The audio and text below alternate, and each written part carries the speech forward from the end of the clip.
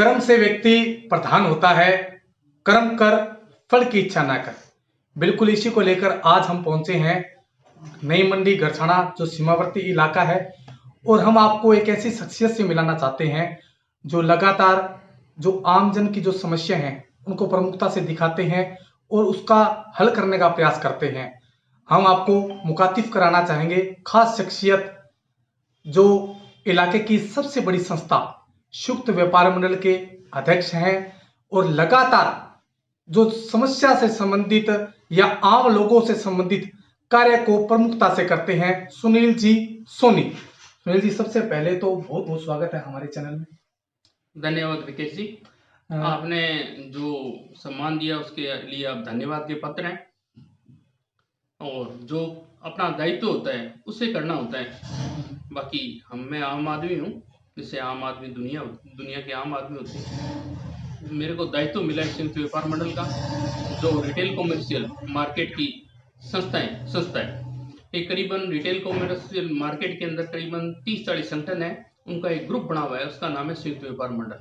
ये इस क्षेत्र की समस्याओं को उठाता है। एक ग्रुप, दो बड़े ग्रुप है पूरी मंडी के अंदर व्यापारियों के, एक तो व्यापार मंडल और दूसरा संयुक्त व्यापार मंडल। ये धान मंडी को छोड़कर बाकी हिस्से को कवर करता है। बिल्कुल, आप एक कहीं ना कहीं आपकी बातों में एक सच्चाई दिखाई देती है। आप हंसमुख स्वभाव के व्यक्तित्व के धनी हो और लगातार हर एक कार्यों में आगे की भूमिका निभाते हैं। संयुक्त व्यापार मंडल का प्रमुखता से क्या कार्य रहता है, किस प्रकार उसको आप निर्वहन करते हैं?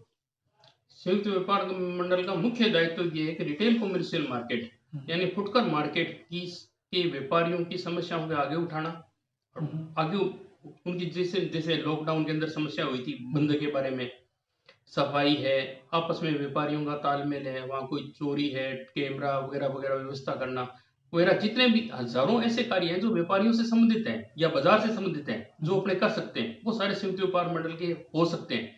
परंतु इतना बड़ा कार्य क्षेत्र, इतना बड़े काम नहीं होते। ये आपस में सारी संस्थाएं जुड़ी हुई होती है, जितना छोटा मोटा हो सकता है अपने से वो यथाशक्ति अपने करने का प्रयत्न करते हैं।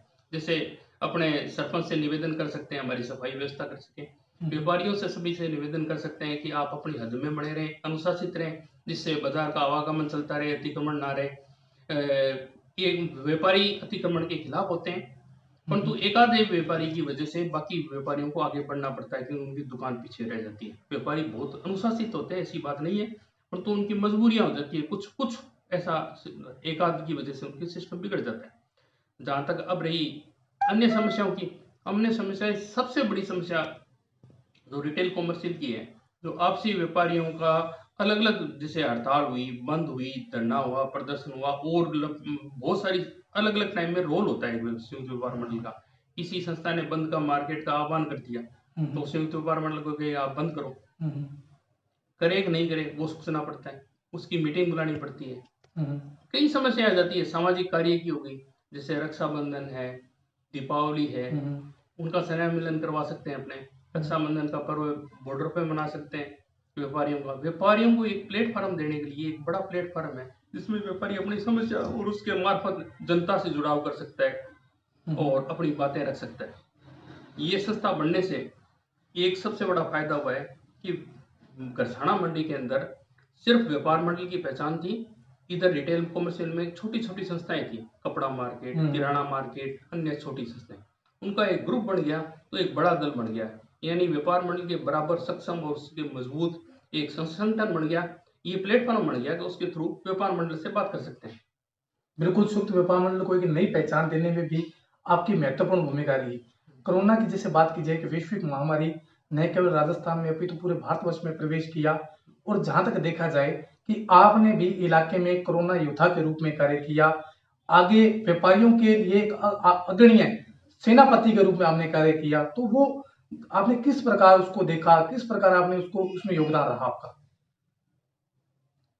जो भी कोई ऊपर से प्रशासन की तरफ से, एसडीएम की तरफ मार्फत, पुलिस के मार्फत जो भी निर्देश आते थे वो व्यापारियों तक पहुंचाने की कड़ी का काम संयुक्त व्यापार मंडल करता था। बिल्कुल, संयुक्त व्यापार मंडल का एक ग्रुप बना हुआ है, जिससे भी जो भी संदेश आता है वो आगे पहुंचाया जाता है और जनता को मोटिवेट किया जाता है कि वो मास्क रखें, उचित दूरी बनाए रखें, नियम का पालन करें। ये ईश्वर की दया रही कि गरछाना अभी तक पूरे जिले के अंदर सबसे ठीक रहा है कोरोना के मामले में। यहाँ सबसे कम केस आए हैं अभी आने पहले शुरुआत यहाँ पे बहुत लेट हुई है, जब पूरा जिला संक्रमित हो चुका था, जब घरसाना इससे संक्रमण से पार था। ये अत्यंत हर्ष का विषय है। यहाँ की जनता अनुशासित है इस मामले में और प्रशासन से सहयोग बना के चलती है और उनमें पत्रकार बंधुओं का भी बड़ा योगदान है। वो पर आकर सूचना देते रहते हैं। विकास जी जैसे जागरूक व्यक्ति इस मामले में मुद्दे उठाते रहते हैं, हम उनका सहयोग करते रहते हैं। बिल्कुल, कहीं ना कहीं आपने एक बहुत बड़ी बात कही है कि प्रशासन के साथ साथ एक प्रमुखता से योगदान जो है व्यापारियों ने, जो आम जो रिटेल दुकानदार है उन्होंने किया है। अब बात करते हैं कि गड़साना में कोई भी मंच हो और उस मंच में अगर आप दिखाई नहीं देते हो तो वो मंच कहीं ना कहीं खाली सा सुना सा दिखाई देता है। काफी प्रेम है इलाका वासियों का आपसे, क्या कहेंगे? देखो जी, मेरे पिताजी डॉक्टर थे और मेरे को पढ़ने का बड़ा शौक था। हर किताबों को पढ़ा है मैंने, हर तरह की। पहले धार्मिक किताबें पढ़ी, घर पे पढ़ी थी, वो पढ़ी। इतिहास के बारे में, भूगोल के बारे में रुचि थी।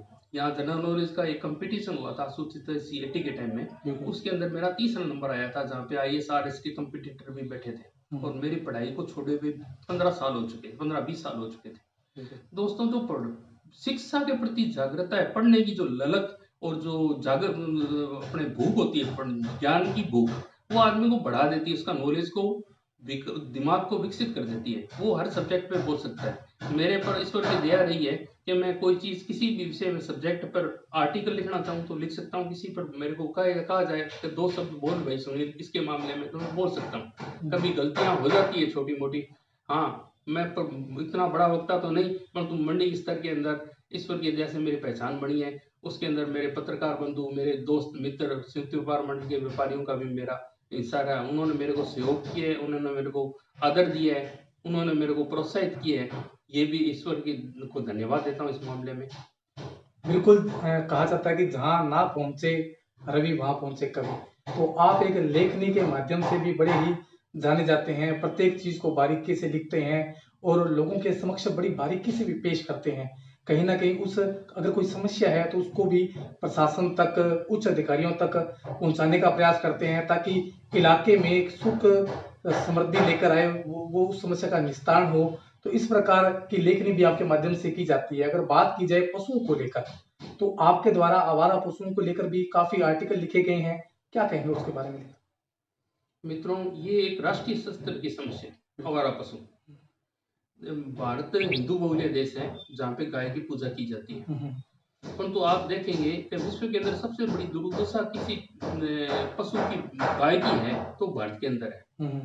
दरअसल इसका कारण क्या है? हम इसके गहराई के अंदर जाएं तो ये बहुत बड़ा सब्जेक्ट है, बहुत लंबा समय लेगा। ये छोटे से 4 लाइनों में तो समेटा नहीं जा सकता, इसके लिए बहुत बड़ा समय चाहिए। परंतु फिर भी मैं आपको संक्षिप्त में बताऊं कि हम इस प्रकृति के अंदर उतना ही जिंदा रह सकते हैं जितना भोजन है, आदमी भी। और पशुओं के बारे में ये है कि अपने जितना भोजन उपलब्ध करवा सकते हैं उतना कोई जिंदा रह सकते हैं। हमने, क्योंकि हम गाय को कटने नहीं देते, तो हमने गायों को रखना कोशिश की इसमें गौशालाओं के अंदर।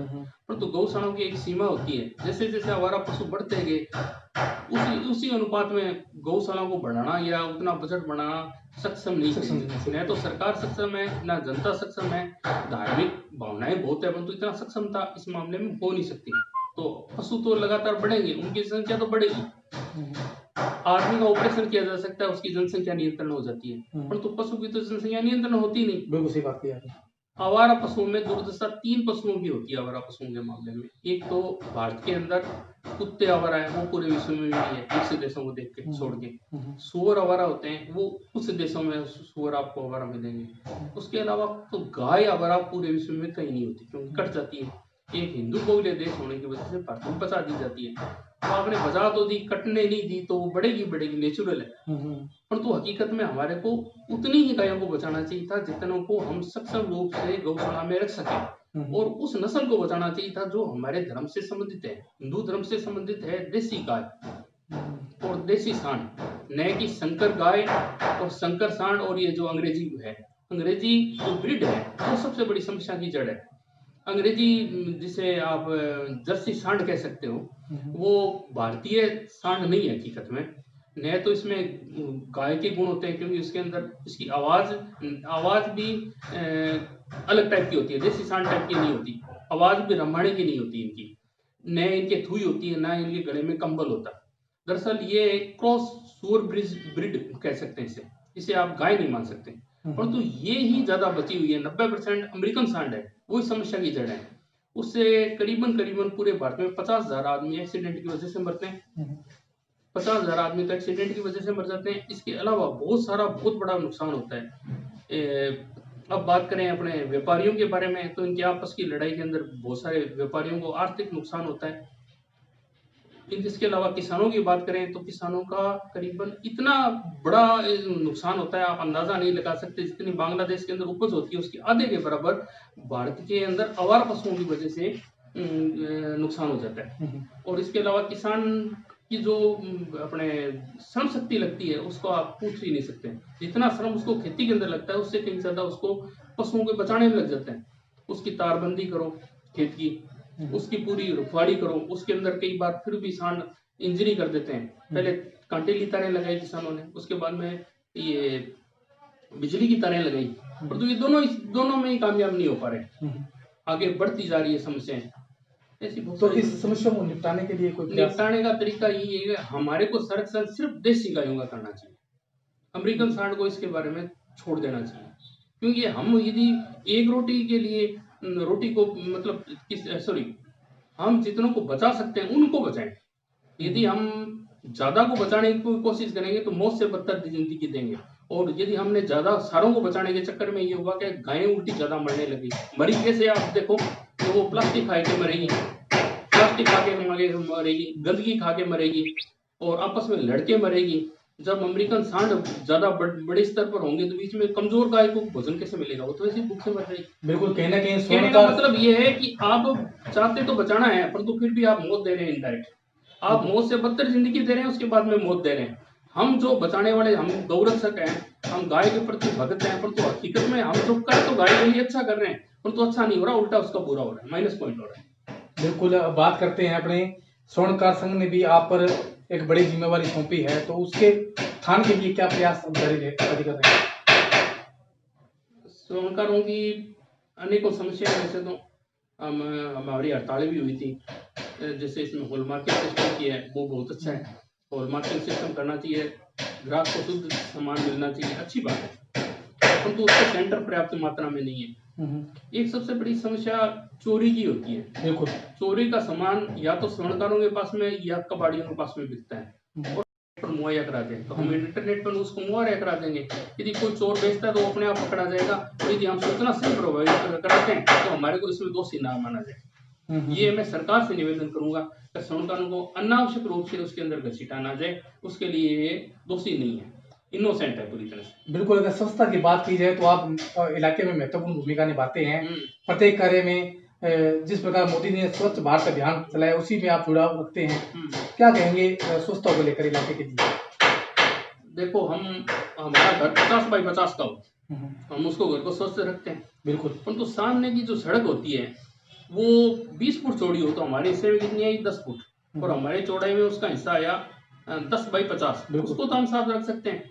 हमारे को कुछ लंबा चौड़ा करना नहीं है, हमारे को जितना भी अपने घर का कचरा है डस्टबिन में डालना है और डस्टबिन को उठाने की व्यवस्था करनी है। जैसे भारत विकास परिषद जैसे अपने जैसे हमारे शक्ति जी बंसल जैसे आदमी बहुत सारों ने भी भारत विकास की शाखा रखी और विकास की स्थापना की, उससे ये सफाई व्यवस्था वगैरह बनती रही। ऐसा कोई सिस्टम हो, उसको आगे बढ़ाना चाहिए।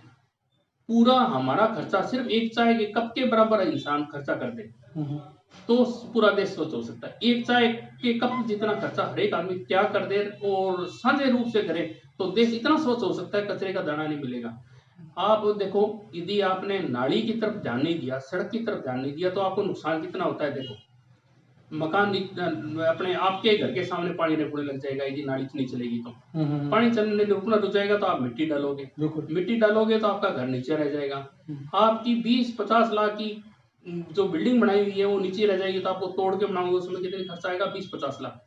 यदि आप सफाई कर्मचारी बेचारे को कितना देना होता है? थोड़ा सा पैसा देना होता है, वो जितना करता है बेचारा वो लेके जाता है, वो आपसे कुछ ज्यादा नहीं लेके जाता। उसके देने से आपका घर टूटने से बच जाता है। और एक ये देखो आपस में झगड़े हो जाते हैं पानी की निकासी के लिए, सर फूट जाते हैं, उसमें पैसे लग जाते हैं। और अपने सफाई व्यवस्था पर खर्च किया हुआ कभी खराब नहीं जाता। हम बीमारियों में खर्च कर देते हैं। डेंगू में घरसना के अंदर 50 आदमी मर गए थे क्योंकि पानी की निकासी नहीं थी, व्यवस्था नहीं थी। सफाई के प्रति देश जागरूक होगा जब भी ठीक रहेगा। हमारे देश की सबसे बड़ी समस्या है सफाई की, और देश के साफ नहीं होने की वजह से जो भी विदेशी पर्यटक आते हैं उनके पास में वो भारत के प्रति गलत छवि बनती है, उनकी ये छवि होती है यार इतना गंदा देश। बिल्कुल। अब एक हाँ, बड़ा इतना त्योहार, सांस्कृतिक त्योहार अपना दीपोत्सव आने वाला है, तो तमाम इलाका वासियों को, देशवासियों को क्या संदेश देना चाहते हैं? मैं दीपोत्सव की सभी मंडी वासियों को, क्षेत्रवासियों को, देशवासियों को इसकी बधाई देना चाहता हूँ। और मैं विशेष रूप से आपसे निवेदन करना चाहता हूँ कि दीपावली के अंदर एक बात सबसे बड़ी बात होती है, इसके अंदर एक हमारी परंपरा से सिखाई जाती है कि सफाई करो घर की, और हर आदमी घर साफ करता है। घर साफ के बाद में गली और देश साफ करने की बहुत सोचना चालू करते हैं, तो देश का उद्धार होता है। मैं ये सभी से निवेदन करूंगा। और उस प्रधानमंत्री ने, हमारे जो नरेंद्र जी मोदी है, उन्होंने सफाई अभियान की बात शुरुआत तो की थी, परंतु वो सिरे नहीं चढ़ी, क्योंकि एक आदमी से कुछ नहीं होता। सभी, चाहे वो बीजेपी हो या कांग्रेस पार्टी हो या कोई भी पार्टी हो, सभी को इसके बारे में सोचना पड़ेगा। सफाई के बारे में हर आदमी को सोचना पड़ेगा। जैसे राजस्थान में गहलोत जी है तो उनको भी सोचना पड़ेगा। हर आदमी सोचेगा, हर नेता सोचेगा, हर एक आदमी प्रयत्न करेगा। जब देश साफ सुथरा होगा, देश साफ सुथरा होगा जब भी विश्व में सम्मान होगा। नहीं तो इसको कोई विश्व गुरु नहीं कहेगा, कचरे का डब्बा समझेगा। पैसा कितना भी हो आपके पास में, करोड़ों का मकान हो, सामने गंदगी है तो घर की कदर अच्छा नहीं लगता।